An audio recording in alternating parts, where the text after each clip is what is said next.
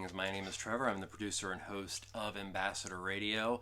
Ambassador Radio's album of the day belongs to the indie rock outfit Slint from their 1991 release, their second album and their last, called Spiderland. So before we start talking about Spiderland, we have to kind of put it in context of how important it was, especially in the formation of the heyday of college radio. Spiderland is up there with The Aeroplane Flies High by Neutral Milk Hotel, Slanted and Enchanted by Pavement, and also Sonic Youth's Daydream Nation. We are talking one of the top 10, literally, most important college rock albums of the late 80s to 1990s. The band's first album was produced by Steve Albini, and Steve Albini is very important in this recipe. His band Big Black was doing something quite similar, but very different than what Slint was doing. So his influence on the album Tweez very much helped with the growth of Slint and eventually became Spiderland.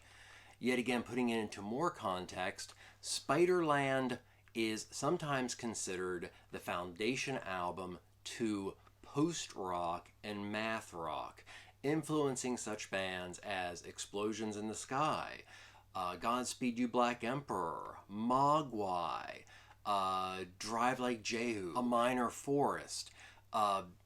Literally, this album created subgenres in the world of music. This also was a huge influence on Emo-core. And I'm talking early Emo-core. We're talking like Camber kind of stuff. And if you remember Camber, you know what I'm talking about. It would also be a humongous influence on the whole Screamo movement. Spiderland is a tight 40 minutes of anxiety, despair, doom, and heartbreak and depression. Now that doesn't sound like a great endorsement for an album, but sonically, this album was a trailblazer.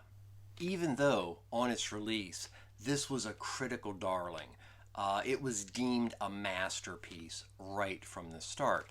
But, yet I said before, it was a cult album. And it was a cult album in a way that, you held on to it. It was that special album that nobody else knew. Well, the tide kind of turned back in 1995 when filmmaker Larry Clark released his controversial Life on the Street coming-of-age film, Kids. The song Good Morning Captain was included not just in the film, but on the soundtrack. This is where controversy can be a truly awesome thing for a band. So, with the controversy around Kids, this being featured in the film, but also being a standout track on its soundtrack, it brought Slint to a whole new generation and a whole new element of listeners beyond college radio, and it was then that it finally received its due as being one of the most important albums, not just in college rock history, but in rock history. Here's a snippet from the song that appeared in the film Kids. I'll make it up to you.